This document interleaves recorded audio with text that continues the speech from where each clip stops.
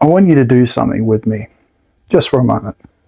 Picture your kids 30 years from now. Maybe they've even got kids of their own. How have they remembered you?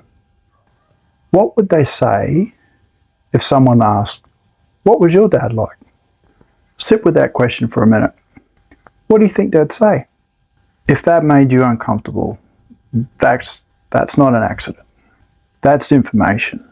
That's telling you that you might be uncomfortable with the things they remember about you and what they have to say about you. And that's exactly why you're here today. Because the picture you just imagined, that's not fixed. That can be changed. You're able to change that answer every single day, whether you mean to or not. Today I want to talk to you about being the dad that you want your kids to remember you by. Not the dad that you hope they remember you by, but the one they actually carry with them. Here's something important to understand about memory. Your kids will not actually remember all the things that you think they will. They won't remember the toys, they won't remember all the holidays, they'll all blur together.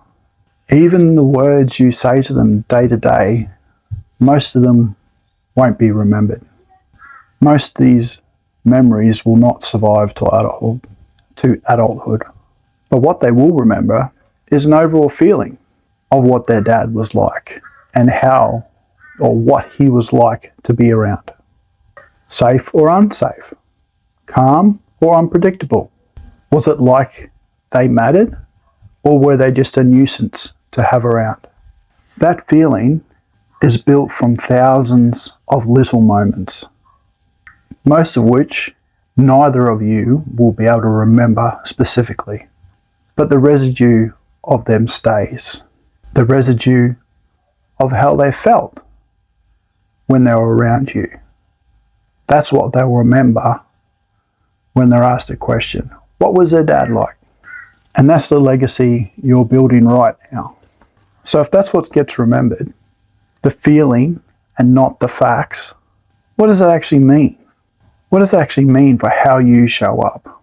Here's 4 things that will create a feeling more than the things will create memories. Number 1, be predictable, not perfect. Everybody makes mistakes. No dad is perfect. Your kids need a dad who is consistent from day to day. That predictability is the foundation on everything that is built. A dad who is calm 9 days out of 10 and explosive on the 10th, that's unpredictable. Because your kids will know it's coming. All those good days don't cancel out the one bad day. They just make you more unpredictable. Number 2, be present. Not just what you provided.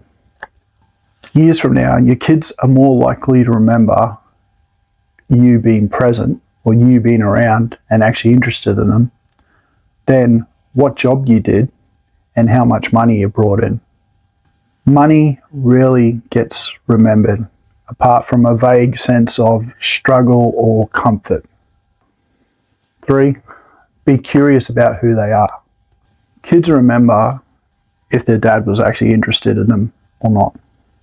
Interested in their personality, their friends, what their interests are, versus a dad who just refers to their kid as my child. Ask real questions and listen. That kind of curiosity is rare and will be remembered. 4, someone who repaired their relationships, not just said nothing was ever broken. No dad gets through parenting without making any mistakes. What's remembered is not the mistake, but what was done after it and what was done to repair it. A dad who owns the moments that they make mistakes and works to repair them, that will be remembered. Versus a dad who never makes mistakes and everything's perfect. And it's not me, it's you. The standard I want you to hold yourself to is not perfect but predictable, not absent but present, not generic, curious, and not an avoidant but repairing. That's a dad who will get remembered well. Let's go back to that question I asked you at the start. Your kid has asked the question, what was your dad like? Here's what I want you to understand. That moment is not currently set in stone. You get to live day by day, week by week, making moments that will be remembered. The feeling that will be remembered.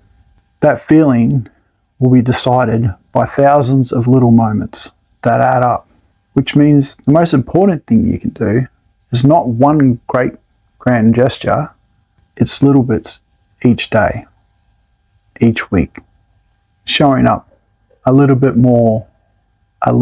more predictable, a little bit more curious, a little bit more interested, a little bit more present. That's what will be remembered. You're not stuck with the answers your kids would give today if you're forecasting in 30 years. You have time. You have every single day between now and then to make change. The line to carry with you is you are writing the moment. You are writing the moment one day at a time. Make today count to the way you want to be remembered. Now I'll be straight with you. The Beyond Anger method is not for everyone. It's not for the dad who wants the quick fix, or for the dad who's looking for someone to tell him he doesn't have a problem, that everything's okay, this is just normal. It's not for someone that's not ready to look at themselves. It's for the dad who's already accepted that something needs to change, and who's willing to do the work to transform it. Not just for himself, but for his kids, and for his wife, and for his family, and for his family's future. If that is you, the course waitlist is in the link below. And the Beyond Anger ebook is the foundational formwork. It's less than a tank of gas if you want to start tonight. Now, if this helped, like and subscribe.